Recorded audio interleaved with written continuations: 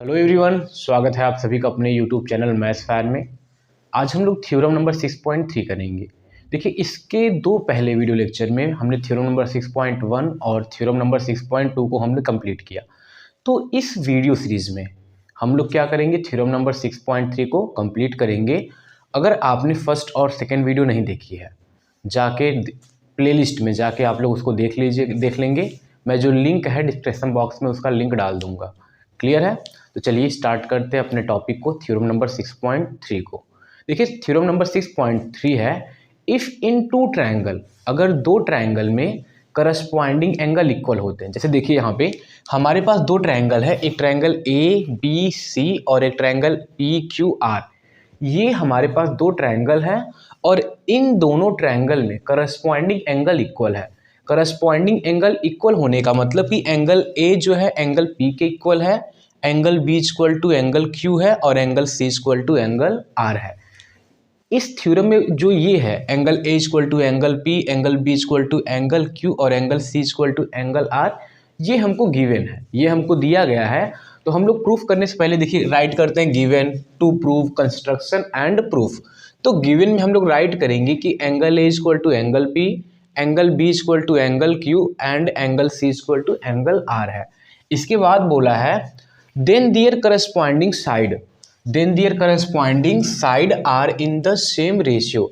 अगर किसी दो ट्रायंगल में करस्पॉन्डिंग एंगल इक्वल होते हैं तब उनके करस्पॉन्डिंग साइड का जो रेशियो होता है वो भी इक्वल होता है। तो हमको ये दिखाना है कि A B upon P Q एक करस्पॉन्डिंग साइड का रेशियो हो गया, B C upon Q R दो करस्पॉन्डिंग साइड का रेशियो, और एक हो गया A C upon P R, ये तीनों करस्पॉन्डिंग साइड के जो रेशियो है वो आपस में इक्वल है।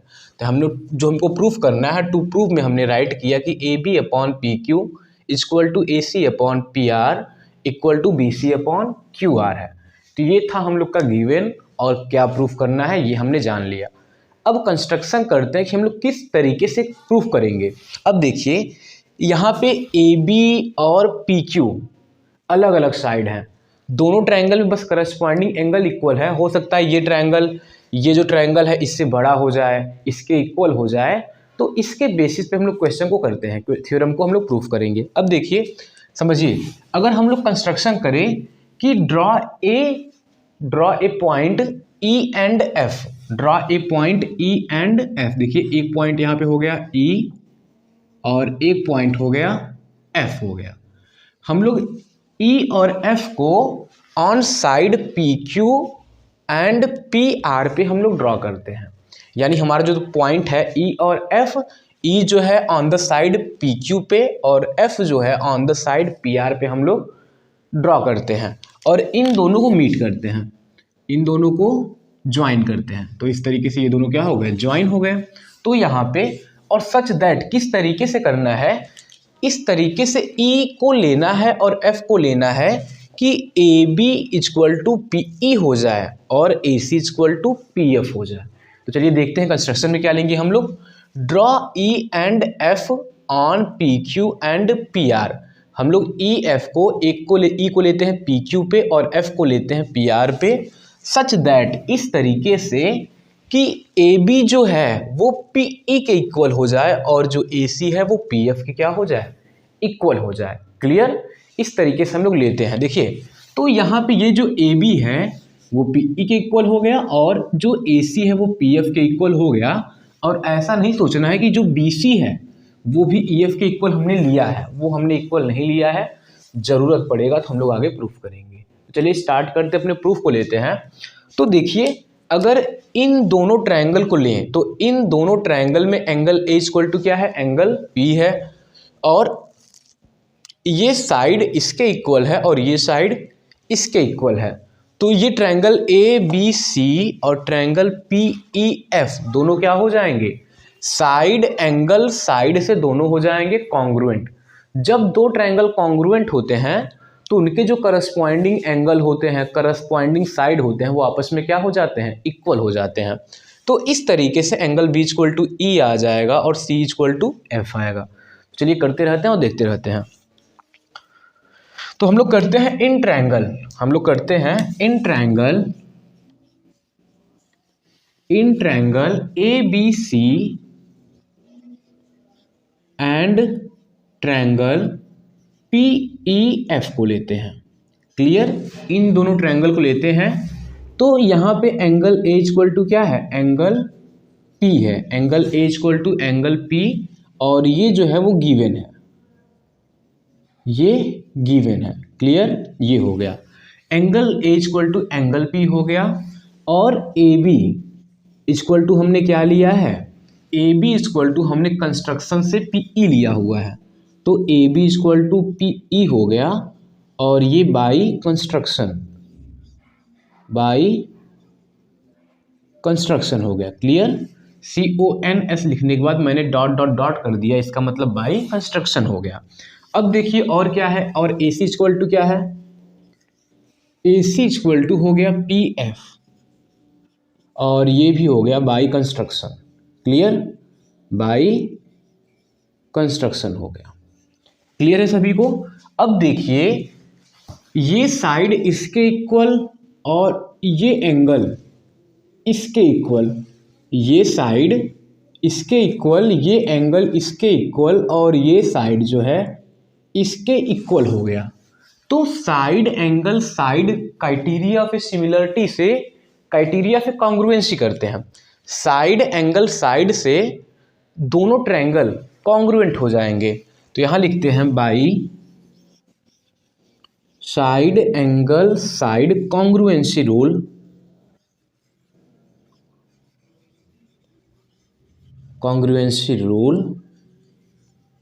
Triangle ABC congruent to triangle PEF। Clear, अब देखिए side angle side congruency rule से ये दोनों ट्रायंगल हो गए कॉन्ग्रुएंट। जब ये दोनों ट्रायंगल कॉन्ग्रुएंट होंगे, जब दो ट्रायंगल कॉन्ग्रुएंट होते हैं तो उनके करस्पॉन्डिंग एंगल करस्पॉन्डिंग साइड आपस में क्या हो जाते हैं, इक्वल। तो इस तरीके से एंगल B जो है वो एंगल E के क्या हो जाएगा, इक्वल हो जाएगा, और एंगल जो C है वो एंगल F के क्या हो जाएगा, इक्वल हो जाएगा। Clear, angle B equal to angle E हो जाएगा, और एंगल C इक्वल टू क्या हो जाएगा, एंगल F। तो ये सब जो है CPCT से हो जाएगा, ये सब CPCT से इक्वल हो जाएगा। क्लियर है, चलिए अच्छा। तो यहां पे राइट कर सकते हैं angle B equal to angle E, और कॉमा करके angle C equal to angle F हो गया, और साथ में और लिख लें कि BC इक्वल टू क्या हो जाएगा, EF हो जाएगा। यहाँ पे जो है BC इक्वल टू EF हो जाएगा, और यहाँ पे ब्रैकेट बना देते हैं कि CPCT, किसका यूज किए हम लोग, CPCT का यूज किए हैं। क्लियर हो गया सभी को, चलिए अच्छा। अब हम लोग आगे सॉल्व करते हैं, तो थोड़ा सा मैं इसको इरेज कर देता हूँ, थोड़ा जगह खाली करने के लिए यहाँ पे मैं इरेज कर देता हूँ। चलिए इस सबको भी थोड़ा सा ऐसा राइट कर देता हूँ, इरेज कर देता हूँ मैं, और यहाँ पे हम लोग सॉल्व करते हैं।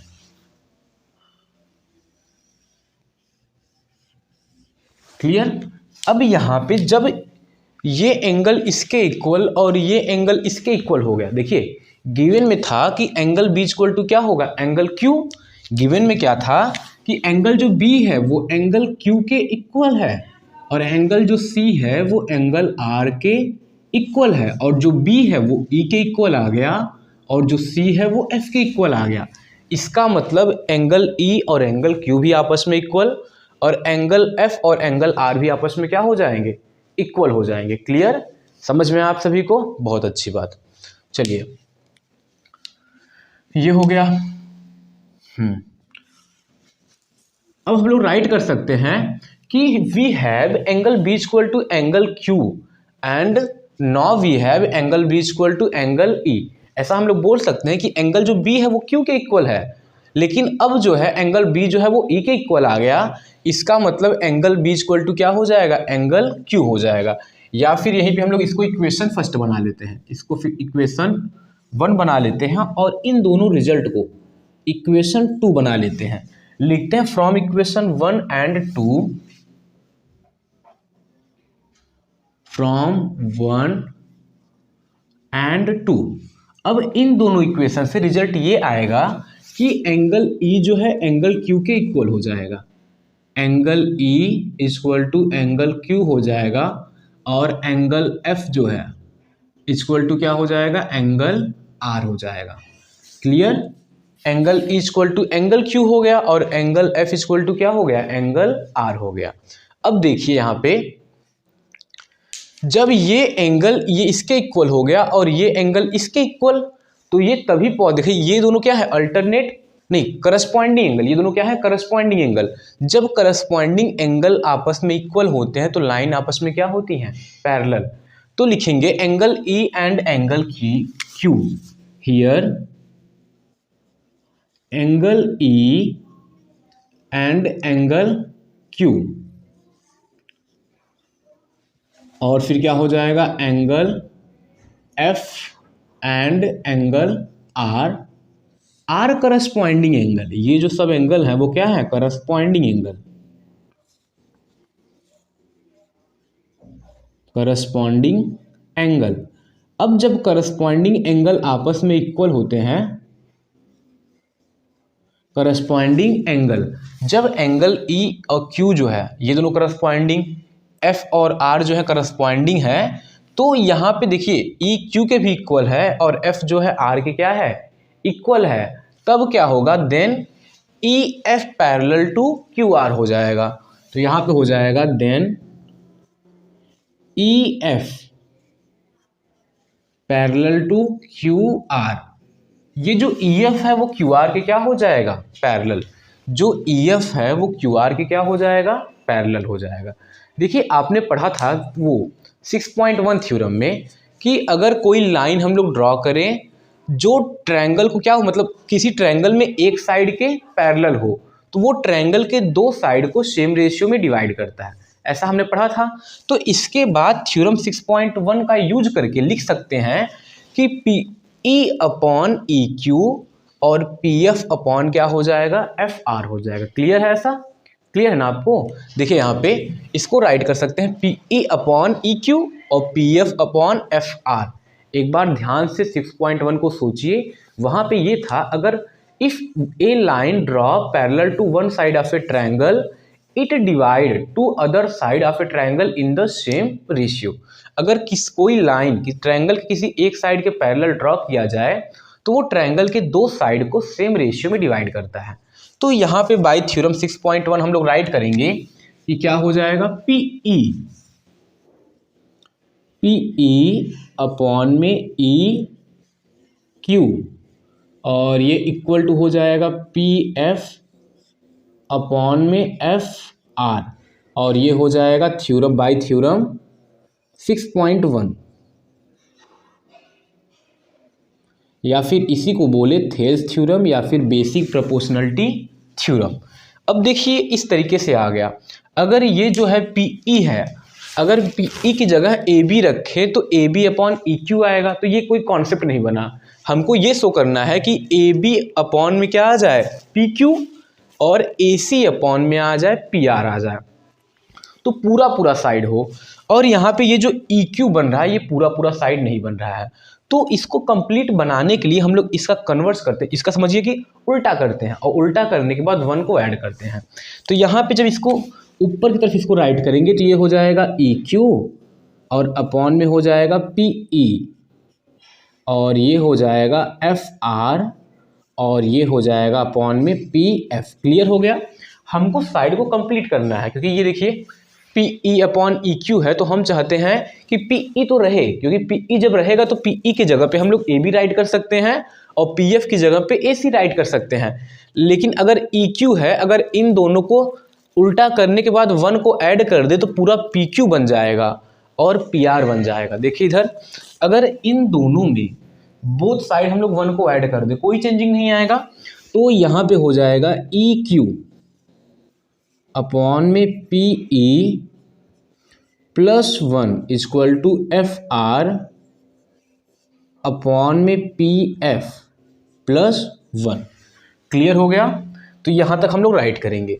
अब इसके बाद मैं थोड़ा इरेज करके इस साइड में और राइट करता हूँ।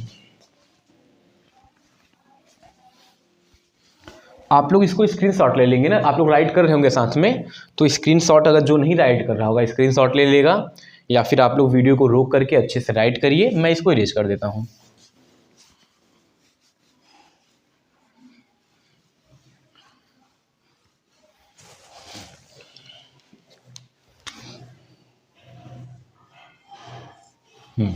अब देखिए यहाँ पे अगर ऐड करने के बाद एलसीएम लेंगे तो EQ और PE का इधर मल्टीप्लाई करेंगे तो EQ plus PE upon PE हो जाएगा।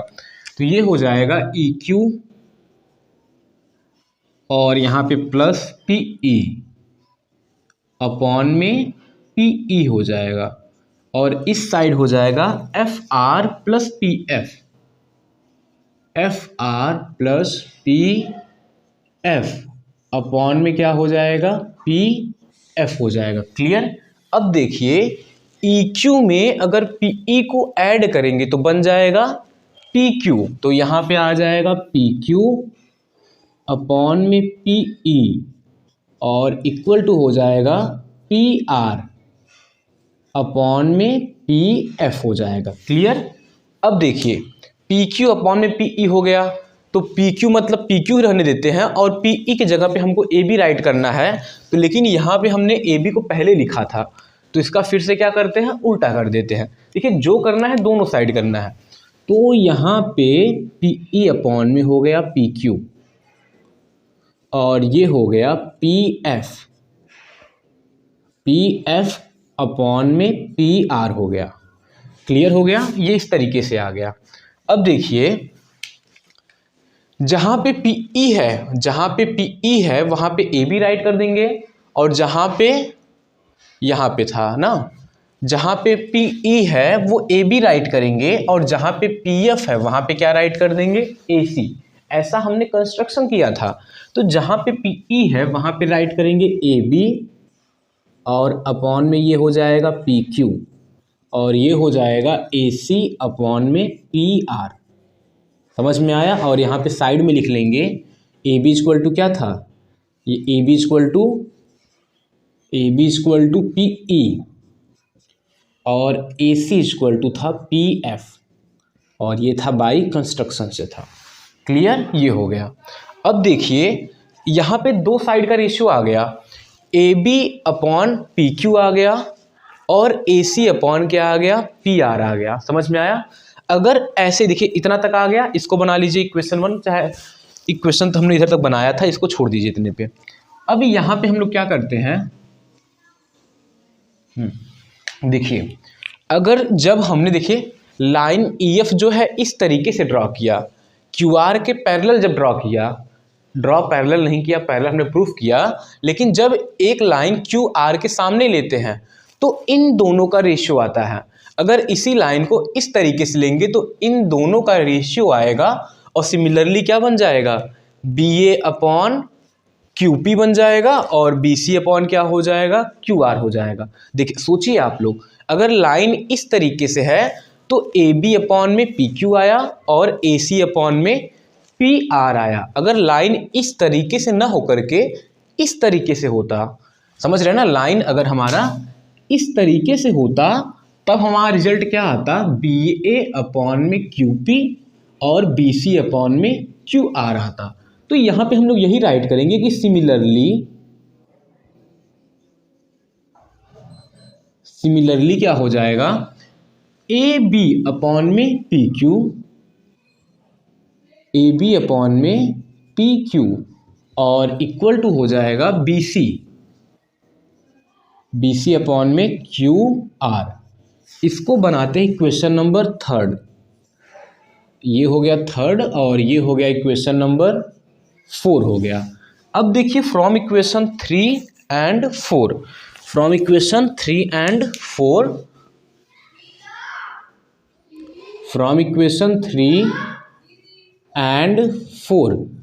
देखिए 3 और 4 से क्या है, यहाँ पे AB upon PQ AC upon PR के इक्वल था, यहाँ पे AB upon PQ BC upon QR के इक्वल है।